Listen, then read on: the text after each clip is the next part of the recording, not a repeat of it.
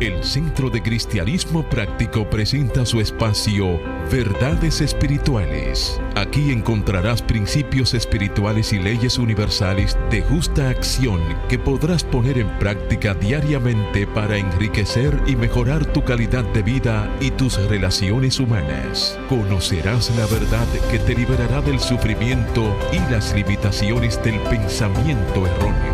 Dios te bendice. Saludos, queridos amigos. Bienvenidos a este espacio y gracias por dejarnos entrar a sus hogares en donde compartiremos verdades espirituales. Y el tema que estaremos tratando en el día de hoy es Satanás, ¿un ser diabólico o una parte de nosotros? Mi nombre es Roberto Sánchez y soy el ministro director del Centro de Cristianismo Práctico. Pero antes, hagamos una oración como de costumbre para entregar este programa a la guía y a la instrucción de Dios. Y ahí mismo donde estás, cierra tus ojos por un momento y vamos a decir todos juntos: querido Dios, te damos gracias por darnos la oportunidad de entrar a los hogares de nuestros televidentes para predicar estas verdades espirituales. Bendecidos son todos aquellos que están alertas y receptivos a tu instrucción y a tu guía. Y que tu amor nos envuelva en una atmósfera de armonía, paz, buena voluntad y bienestar espiritual. Gracias, Dios, por este gran privilegio de ser el canal mediante el cual llevas a cabo esta gran obra de renovación mental y espiritual. Amén, amén y amén. El Centro de Cristianismo Práctico presenta la palabra diaria de hoy. Un mensaje para cada día. Una oración para cada necesidad. Palabra diaria correspondiente al día de hoy. Y la palabra es prosperidad. Su afirmación: mis pensamientos positivos me ayudan a cosechar bendiciones. Mi conciencia de prosperidad proviene de mi aprecio por las bendiciones en mi vida. Gracias a dicha conciencia, me despierto apreciando el bien a mi alrededor e invitando aún más bendiciones a mi vida. Atraigo prosperidad como si fuera un imán. Demuestro gratitud a todo aquello que la vida me ofrece. A lo largo del día, acojo cada momento como una oportunidad de crecer y de dar. Culmino mi día cerrando el círculo, dando gracias por cada bendición y anotándola en un diario de gratitud. Mi actitud positiva se alinea con la prosperidad.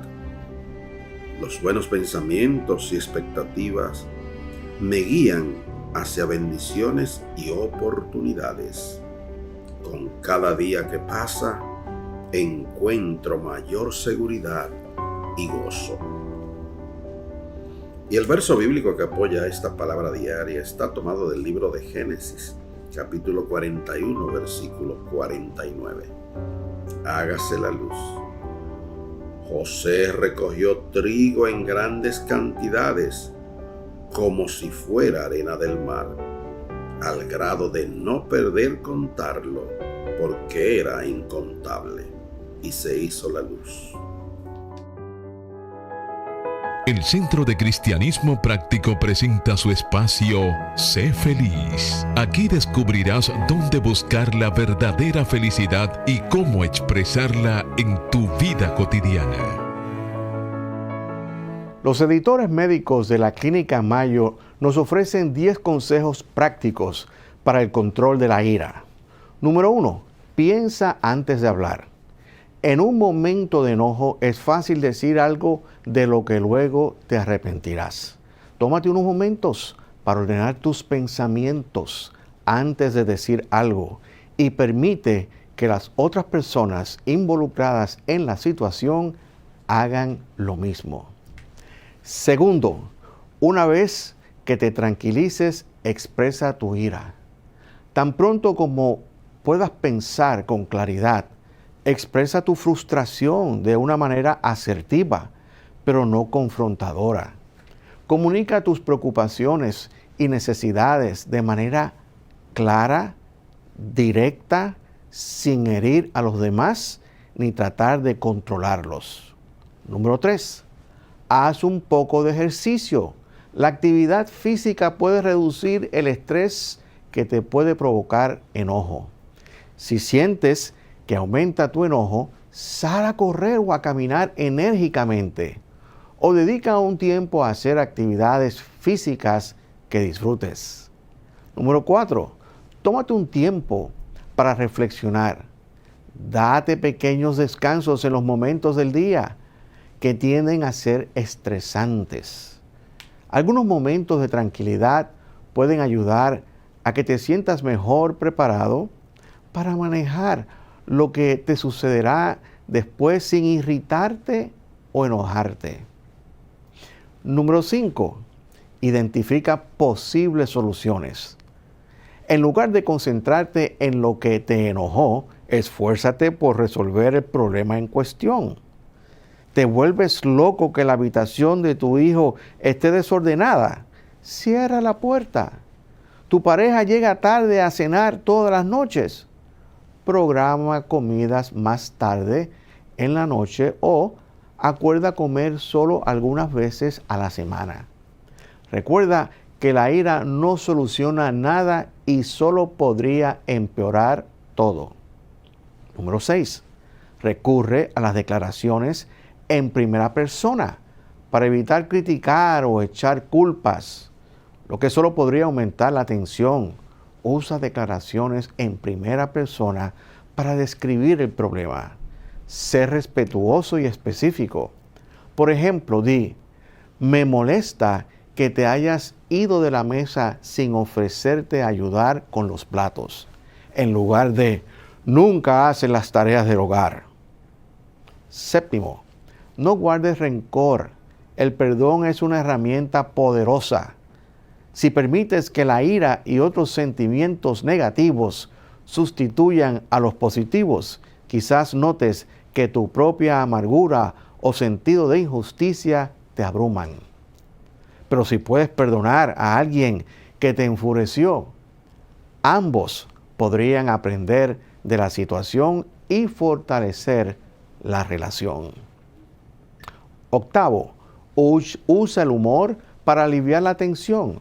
Tomarse las cosas con calma puede ayudar a aliviar la tensión. Utiliza el humor como ayuda para afrontar lo que te enoja y posiblemente las expectativas poco realistas que tenga sobre cómo deberían ser las cosas. Sin embargo, evita el sarcasmo, dado que puede herir los sentimientos y empeorar las cosas. 9. Practica técnicas de relajación. Cuando te sientas exasperado, pon en práctica las técnicas de relajación. Practica ejercicio de respiración profunda. Imagina una escena relajante o repite una palabra o una frase que te tranquilice, como tómalo con calma. También puedes escuchar música, escribir un diario o practicar algunas posturas de yoga, lo que sea necesario para relajarte. Y 10, debes saber cuándo buscar ayuda. A veces, aprender a controlar la ira es un reto para todos. Si tu ira parece estar fuera de control, te fuerza a hacer cosas que lamentarás vas a lastimar a quienes están en tu alrededor. Busca ayuda.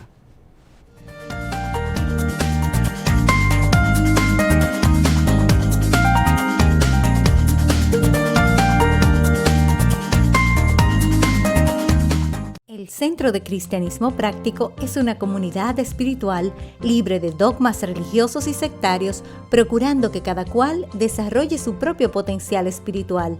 Estamos ubicados en la calle del Seminario número 60, Plaza Millennium, local 6B, en el segundo nivel, en Sánchez Piantini.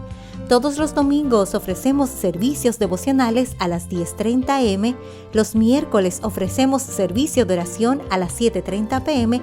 y los jueves ofrecemos clases de enriquecimiento espiritual a las 7:30 p.m. Para más información puedes escribirnos a nuestro correo electrónico verdadesespiritualestv@gmail.com o llámanos al teléfono 809-350-3975 y te contestaremos a la mayor brevedad posible. Te esperamos. Dios te bendice.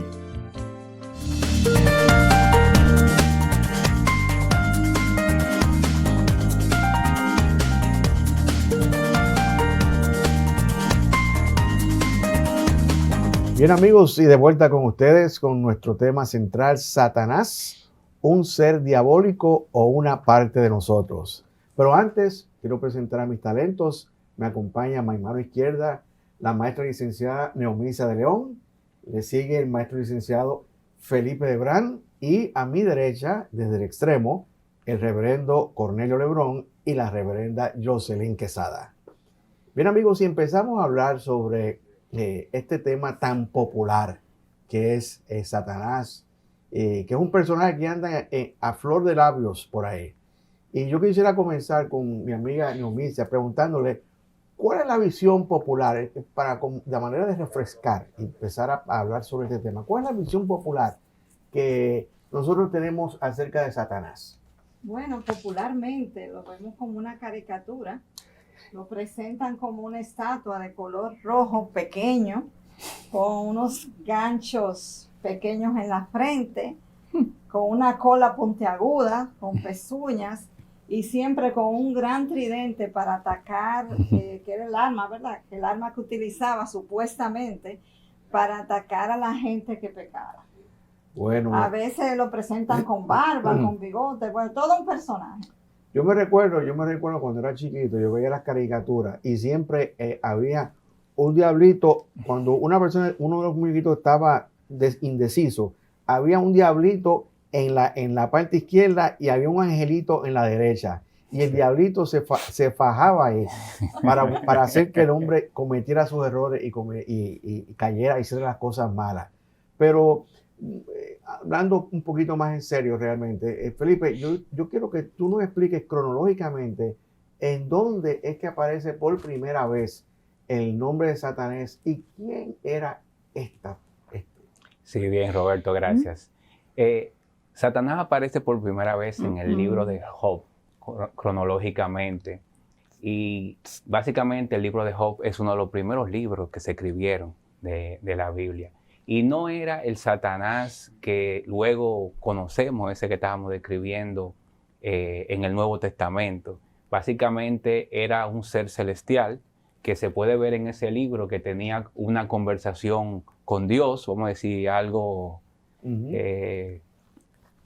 parte a parte, sí. Y que tentaba al hombre para que, tratando de que el hombre cayera en tentación y que se alejara de Dios. Básicamente esa era la imagen, no un ser como se pinta ahora, que tiene todos esos atributos maléficos. Sí, sí, definitivamente, realmente esa visión que tú has descrito de Satanás en ese libro de Job, realmente es algo que es totalmente distinto. Diferente. A lo que normalmente nosotros concebimos cuando pensamos en ese personaje, vamos a decir, de Satanás.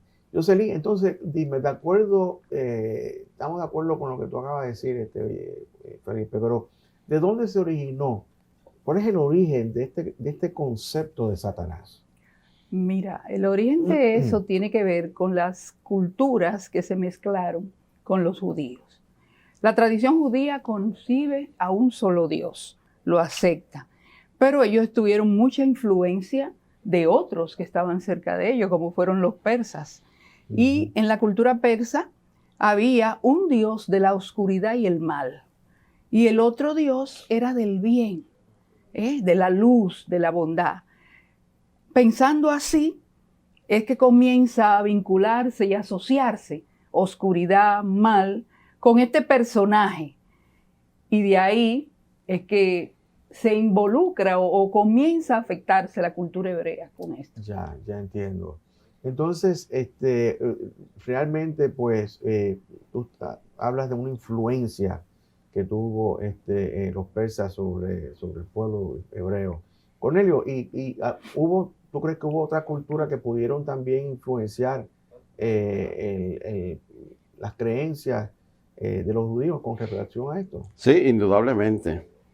El pueblo judío estuvo cautivo por algunos 70 años en Babilonia. De hecho, el nombre de judío viene porque hubo una parte que se quedaron en Judea, en esa región. De ahí que viene el nombre de judío, los que pudieron quedarse y no fueron llevados a Babilonia. Entonces, en ese cautiverio, ellos tenían pues una leyenda acerca de la creación. Y esta creación hablaba de que había un ángel llamado Kingu. Se dice que tenía un ejército de demonios y que hacía que la gente se metiera en problemas. Ese es uno de los lugares, porque también ellos estuvieron bajo el cautiverio de los persas, también de los griegos.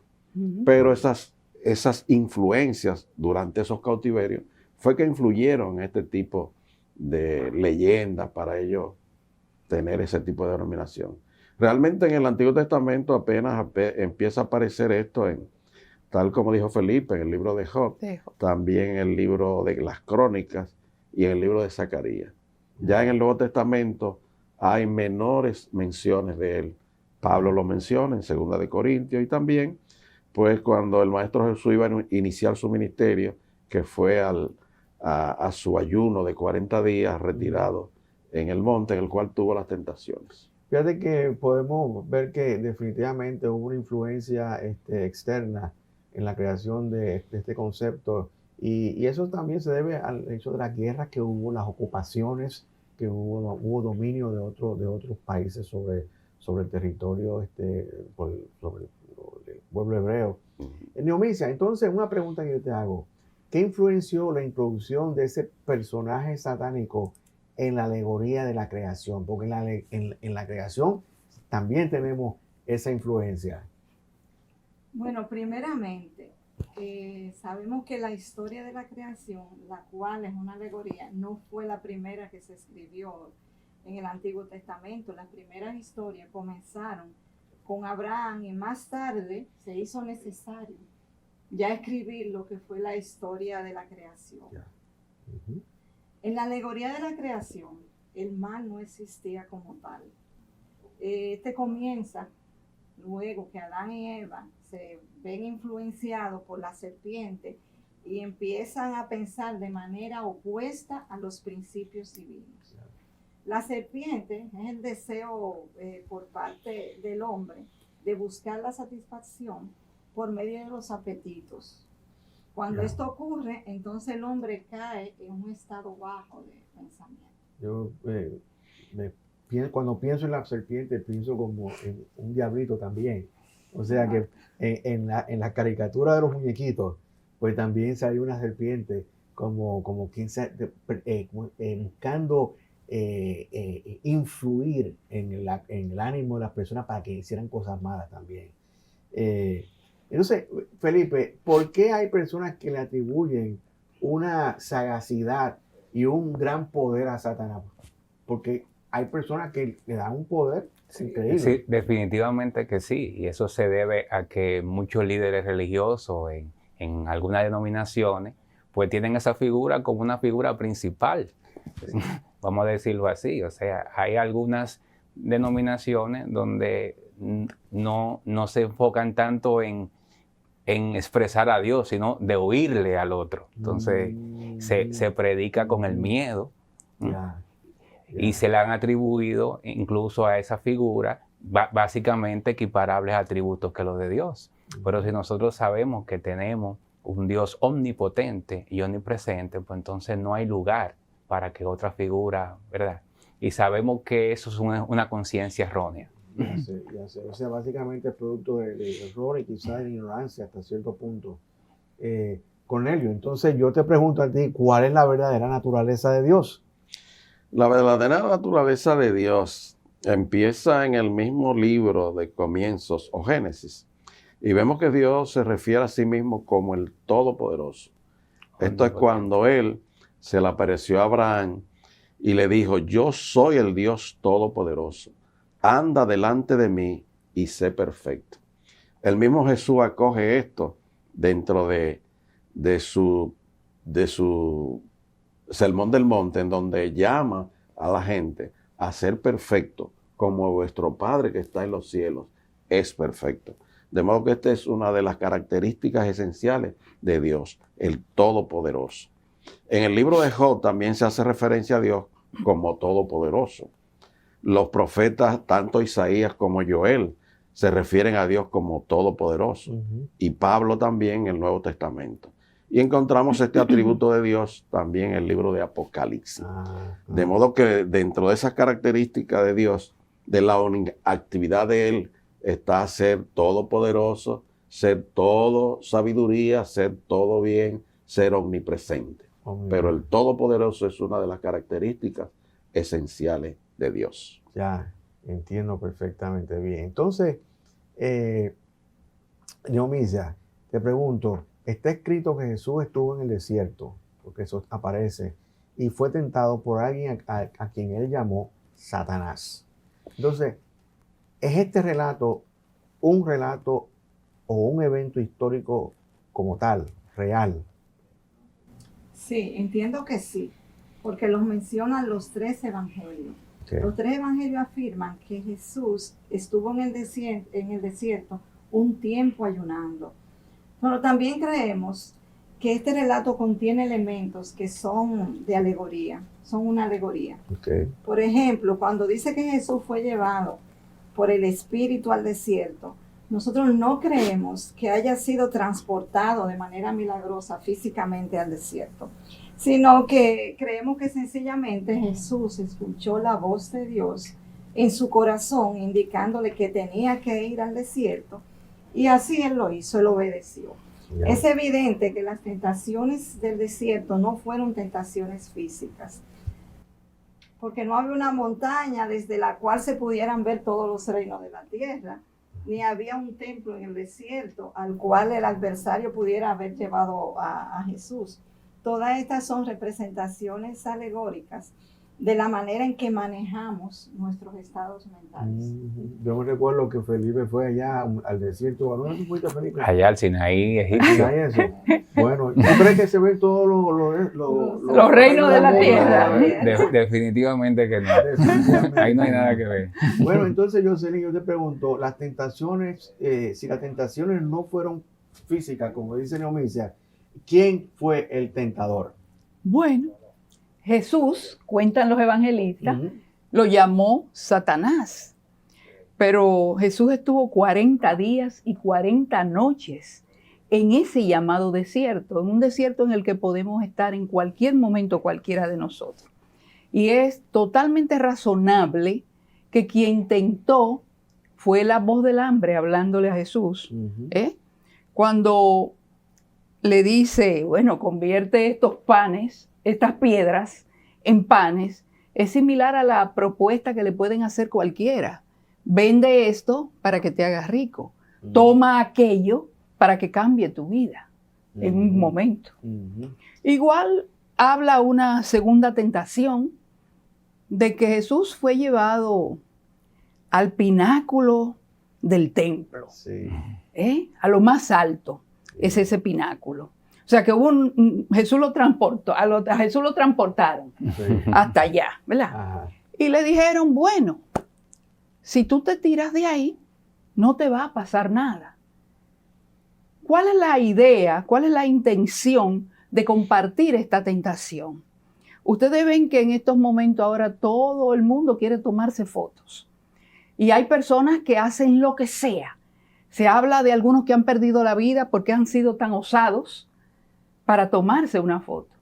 Si nosotros equiparamos esa tentación que tuvo Jesús para hacer algo sensacional, para salir en Facebook, en Instagram, imagínense, esa sería Un símil, tírate esa foto cayendo de ahí que vas a salir por todas las redes sociales. La tercera tentación a la que alude este pasaje que comparte las tentaciones de Jesús, nos habla de que le mostraron todos los reinos. Imagínense que también aquí se habla de que lo movieron, lo llevaron a un sitio y le mostraron todos los reinos de este mundo.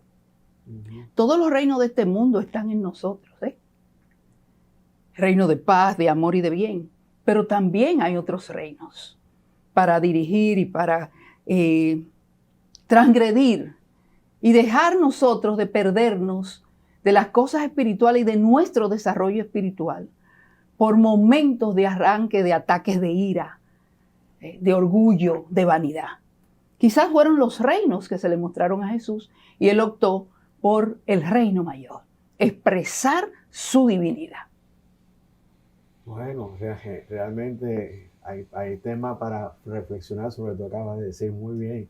Felipe, y entonces, ¿qué alternativa nosotros podemos ofrecer al concepto de Satanás? Sí, sería bueno invitar a los amigos que nos escuchan a saber que tenemos la alternativa de no ver a Satanás como un ser diabólico, como un gran tridente que nos está acechando para que llevemos una vida pecaminosa. Más bien, es esa conciencia que mencionaba Jocelyn, nuestros bajos estados de conciencia, donde nosotros nos apartamos de la verdad que es Dios y somos tentados y cedemos hacia esos instintos más bajos. Entonces, ese en nosotros, ese ser humano, cuando esté expresando egoísmo, cuando esté expresando rencor, cuando esté expresando envidia, nosotros decimos que si hay algo que hay que tenerle miedo es al miedo. A veces nosotros cuando por temor a perder algo somos capaces de hacer cosas que nosotros no queremos hacer. Yo creo que es toda esa conciencia de raza donde nosotros pues no expresamos el plan de Dios, todo eso es lo que equivale a Satanás. Realmente es como el ego, ¿verdad? Que quiere agarrarlo todo para él y quiere llegar a alcanzar lo que sea a costa de lo que sea. Exactamente. Wow. Jocelyn, ¿y cómo entonces hablando, Felipe, de esa parte baja, cómo nosotros podemos vencer ese ego, esa parte baja en nosotros, ese egoísmo, todo ese tipo de cosas que no son agradables a Dios? Mira, yo prefiero no decir parte baja. Yo prefiero pensar que es una parte natural que tenemos todos. Ninguno de nosotros está exento de que esa parte en algún momento nos dirija y nos domine. Y esa es la parte que tenemos que levantar. Es lo que Jesús compartió cuando en el libro de Juan, capítulo 12, verso 32, nos dijo: y yo cuando sea levantado de la tierra, a otros atraeré a mí. Pero levantado, ¿de qué? Levantado en una conciencia, como decía Felipe, de esos deseos mundanos que nos hacen alejarnos de todo, de aspiraciones que nos alejan de buscar lo mayor en cada uno de nosotros. Es ese levantarse. Hay que reconocer y mirar esa parte nuestra que se mantiene en la oscuridad y que nos invita, como tú decías, ese ego. Hay que mirarlo para poder trascender y levantarnos y oír esa invitación. Los atraeré a mí. Amén. Ya, excelente. Entonces, prácticamente estamos hablando de espiritualizarnos nosotros como seres humanos y no espiritualizando. Y entonces la pregunta, Cornelio, para ti es la siguiente. ¿Qué ocurre entonces cuando el ser humano se espiritualiza? Indudablemente que esa debe ser una de nuestras metas, esa unificación con nuestro Padre, Madre Dios. Y esto sucede cuando el reino de Cristo se establece en nosotros, en nuestras mentes, en nuestro mundo. Esta es la gran victoria personal, la cual es el objetivo verdadero del cristianismo. Cuando yo comparto cualquier mensaje o doy una clase, me gusta siempre establecer que esa debe ser nuestra meta final, esa unificación con Dios. En vez de batallar con fuerzas externas que no existen, como es ese llamado diablo, pues tenemos que ir a ese mayor vencimiento y lograr que nuestra naturaleza superior sea la que se establezca, que es la parte espiritual, que derrota y vence a nuestra naturaleza inferior, que es nuestra parte animal. Wow, ese debería ser nuestro destino divino para todos y cada uno de nosotros. Queridos amigos, hacemos una pausa y volvemos en breve.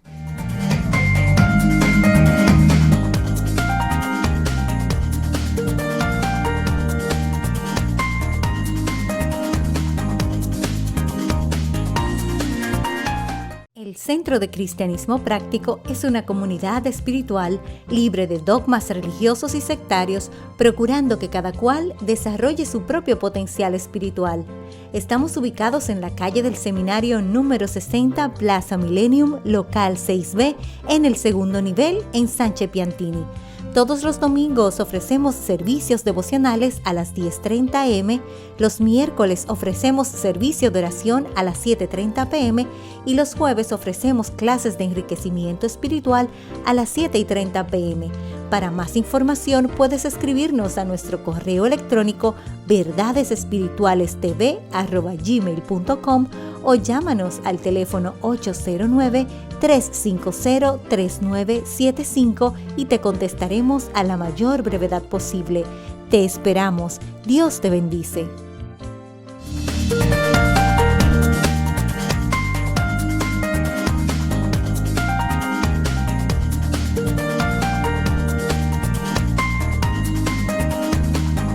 En resumen, la visión popular de Satanás es de un personaje de color rojo con cachos pequeños, en la frente una cola puntiaguda y siempre con un tridente grande para incitar a la gente a hacer lo malo. El personaje de Satanás aparece cronológicamente en el libro de Job, no como un ser demoníaco, rebelde contra Dios, sino como un ser celestial que es parte de la corte del Señor y dialoga familiarmente con Él, pero que trata de perjudicar a los seres humanos. El concepto de Satanás se originó de las influencias que ejercieron otras culturas en el pensamiento teológico del pueblo hebreo. En la alegoría de la creación, el mal surge cuando el hombre comienza a pensar de una manera opuesta a los principios divinos. Encontramos hoy día todavía personas que le atribuyen un poder superior al personaje de Satanás. Pensamos que esto es producto de la ignorancia y desconocimiento de la verdadera naturaleza de Dios. Dios es todopoderoso, lo que implica que es todo el poder que hay en el universo, y ningún poder se iguala ni se acerca al poder de Dios. Sabemos que Jesús fue tentado en el desierto, pero esas tentaciones no fueron físicas, fueron la voz de su propio ego tratando de adquirir riquezas y bienes materiales, a lo que él respondió diciendo, y cito, «Vete, Satanás, porque escrito está, al Señor tu Dios adorarás y solo a Él servirás». Nuestra alternativa para ti es que Satanás no es un ser diabólico con un gran tridente incitando a la gente a una vida pecaminosa. Más bien es la naturaleza baja o inferior de todas las personas. Es esa parte de nosotros que puede tentarnos a hacer cosas que sabemos que no son para nuestro mayor bien. En nosotros, Satanás es el humano egoísta astuto, el ego equivocado de la limitación que motiva a nuestra personalidad humana a que se aleje de Dios. Podemos vencer nuestra naturaleza baja o inferior abandonando nuestros deseos de los apetitos mundanos para ser receptivos al poder atrayente de Cristo y lograr nuestras más altas aspiraciones espirituales. Cuando esto sucede, el reino de Cristo se establecerá en nuestros corazones, en nuestras mentes y en nuestro mundo. Esta es la gran victoria personal, la cual es el objetivo del verdadero cristianismo. El Centro de Cristianismo Práctico presenta el mensaje del día.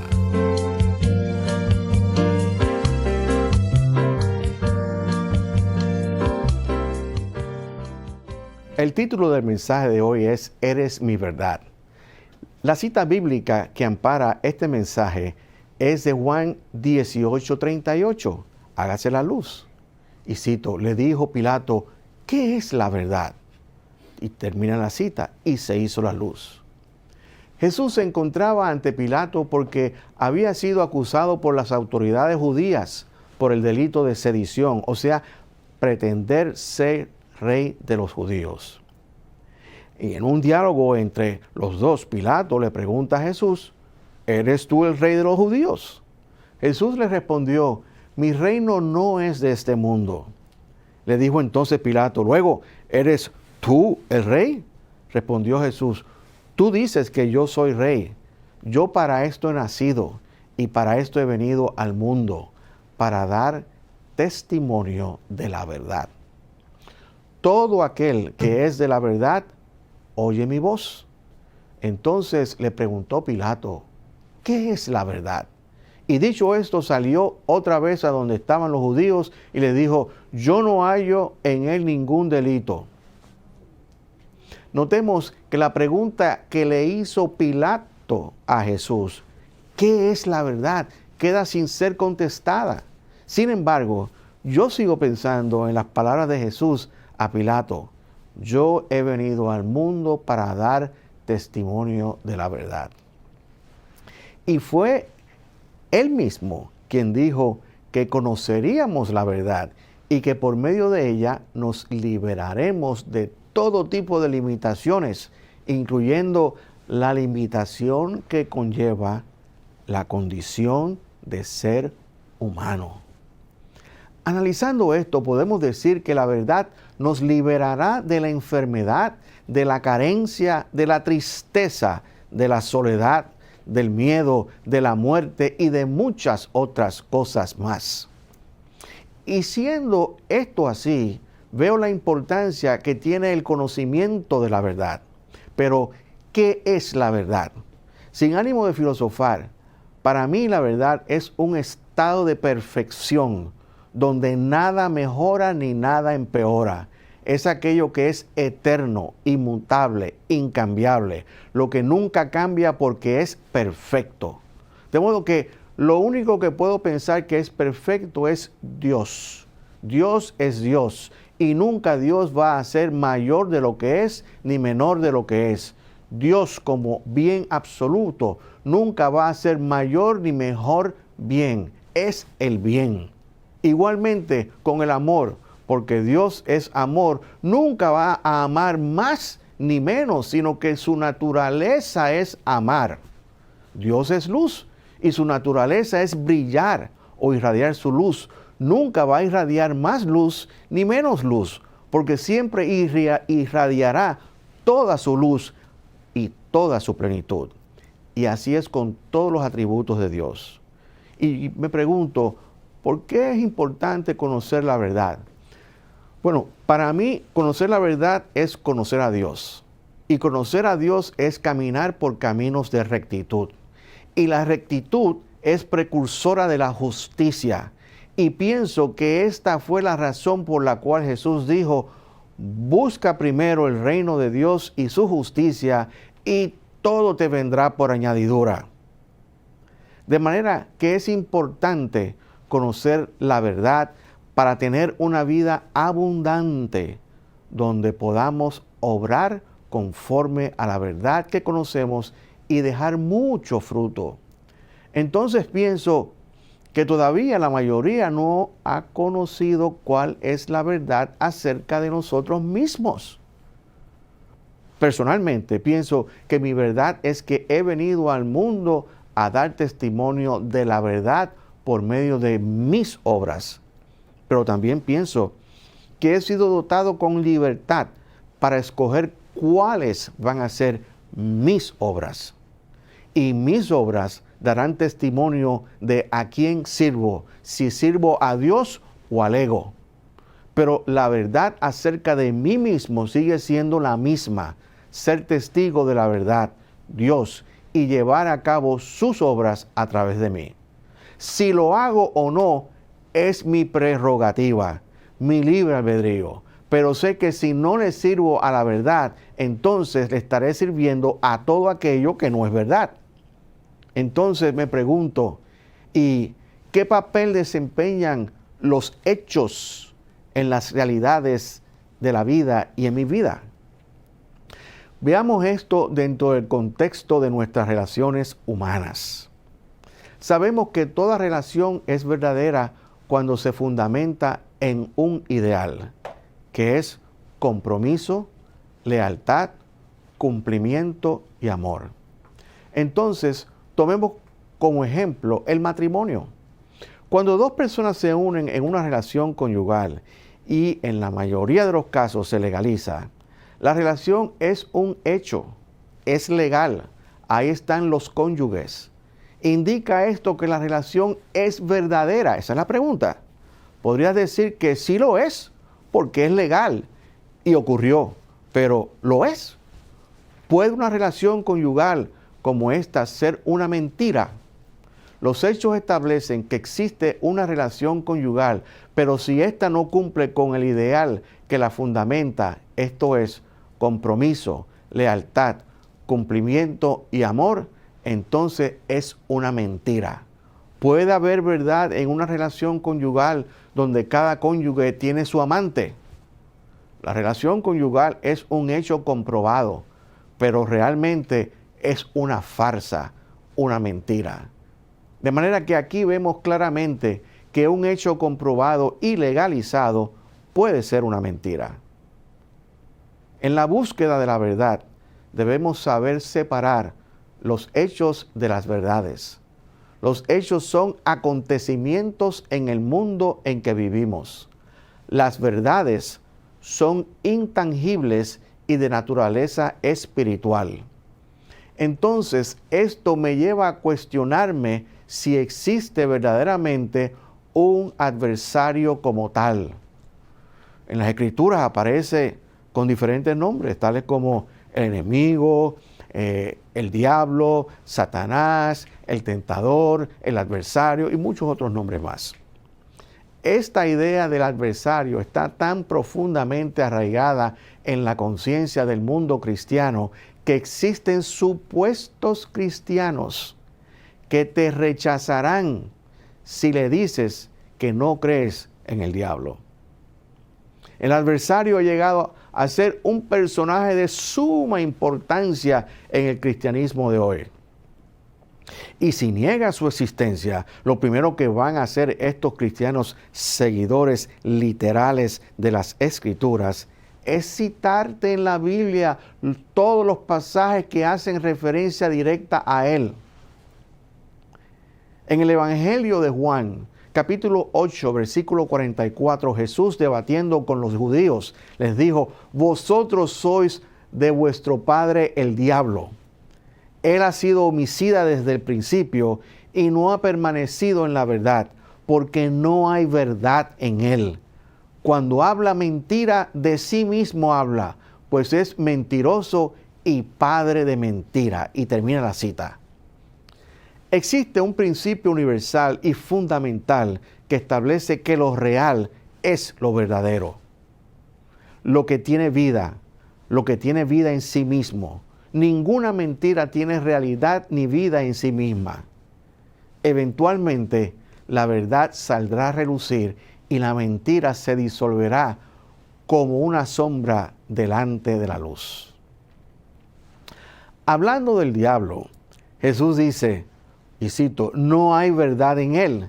Y yo digo que si no hay verdad en él, entonces es una mentira. Cuando hablamos del adversario o de sus diferentes nombres, hablamos de una mentira porque Jesús dijo, es padre de mentira. Entre los diferentes significados de la palabra padre, encontramos que significa origen, principio. Entonces, el diablo es el principio creador u origen de toda mentira. Y ese principio creador es la mente mortal, en donde se concibe lo bueno y lo malo por causa de la libertad con la cual hemos sido investidos desde el principio para pensar y crear como nos plazca. La mente humana comete errores de juicio, creando falsos conceptos y condiciones que no tienen vida en sí mismos, que son pasajeros y se disuelven eventualmente como las sombras delante de la luz, que creen que el diablo es una personalidad y citan distintos pasajes de las Escrituras para defender su punto de vista.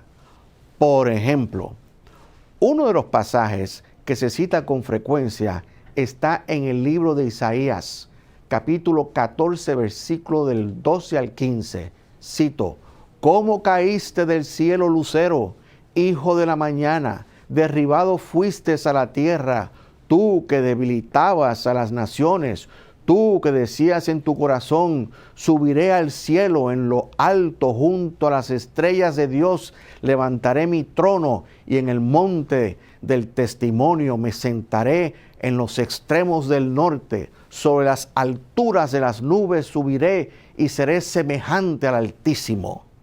Y termina la cita. Queridos amigos, este pasaje se refiere al rey de Babilonia en aquellos tiempos, que se convierte en objeto de burla. Aquí se compara al rey de Babilonia con el lucero, hijo de la mañana, un astro que los cananeos tenían por un dios que había querido ponerse a la cabeza de los demás dioses. Ese dios, según creían los cananeos, habitaba en un monte ubicado en un lejano punto en el norte. Con esta imagen, el autor ridiculiza el orgullo y la arrogancia del rey de Babilonia, insinuando que también él será derribado como aquel dios pagano. Y así por el estilo encontramos pasajes que muchos líderes espirituales han atribuido a una personalidad demoníaca llamada Diablo, Satanás, el enemigo, etc., que tiene vida en sí mismo y que está obrando por cuenta propia para la destrucción del hombre y del mundo. Para mí, todo eso es una tontería y una gran mentira. Por eso fue que Jesús le llamó padre de las mentiras, porque no hay verdad en él. Pero aunque no hay verdad en él, es un hecho que muchos creen en él, pero esa no es la verdad. En cuanto a mí respecta, el único enemigo, acusador o adversario lo he encontrado en mí mismo, cuando me he empeñado en actuar en contra de la voluntad de Dios.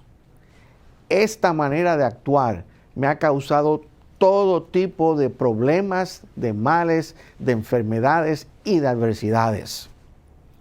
Y el supuesto poder que se le atribuye a Satanás, o como quieras llamarle, proviene del miedo que le infunden los líderes religiosos a sus congregantes, diciéndoles que él vive en un lugar lleno de fuego y que los que se portan mal van a sufrir allí toda la eternidad.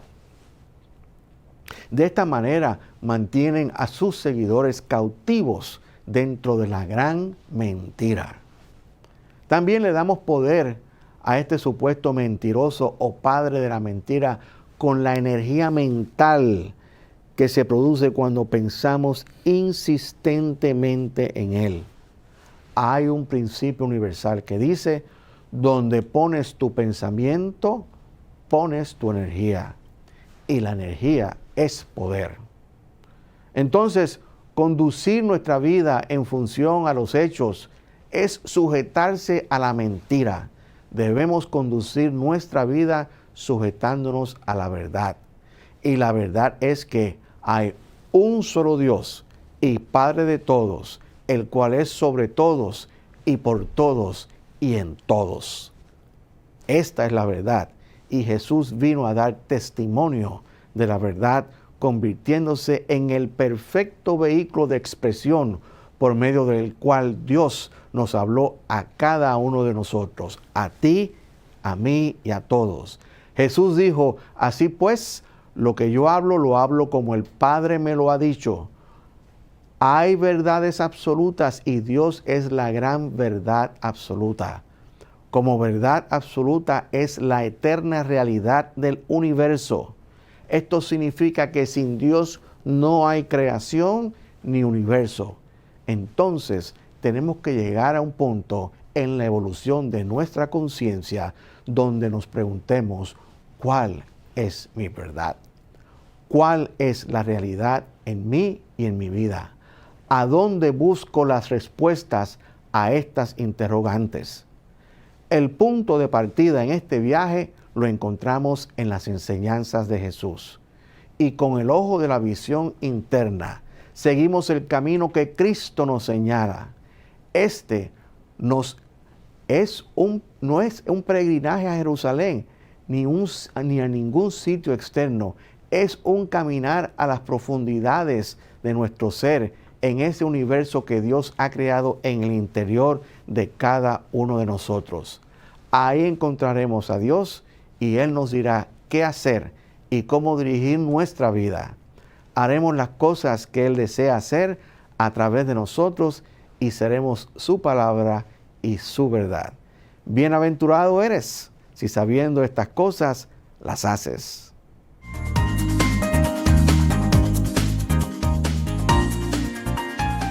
Bien amigos, ya ha llegado el momento de poner en acción la ley de dar, recordando siempre que nuestro ministerio se sostiene de los diezmos y las ofrendas amorosas de personas como tú, que aman las verdades espirituales que predicamos. Ayúdanos a continuar nuestra labor, enviando tu ofrenda por Internet Banking a nombre del Centro de Cristianismo Práctico. Cuenta número 786-448-837 del Banco Popular Dominicano. Repito, puedes enviar tu ofrenda por Internet Banking al Centro de Cristianismo Práctico, cuenta número 786-448-837 del Banco Popular Dominicano. Y si vas a hacer una transferencia interbancaria, nuestro RNC es 430-145-521. Repito, nuestro RNC es 430-145-521. También puedes enviar tu ofrenda o diezmo por PayPal entrando a nuestra página web www.centrodecristianismopractico.org. Entonces tomemos nuestro diezmo u ofrenda y uniendo nuestras manos visualicemos el fluir del amor y de la sustancia todo proveedora, diciendo todos juntos, el amor divino fluyendo a través de mí, bendice y multiplica todo el bien que tengo, todo el bien que doy, todo el bien que recibo y todo el maravilloso bien que yo soy. Y es así en su nombre. Amén, amén y amén. Y ahora pues me queda despedirme de todos ustedes y para ti la bendición final. Y te digo, el Señor te guarda y te bendice. El Señor ilumina tu rostro con su luz. Te ama, te fortalece y te prospera. El Señor bendice toda buena obra de tus manos con el fruto de su Espíritu. El Señor Todopoderoso te bendice y te da paz. Hasta la próxima entrega, queridos amigos. Bendiciones.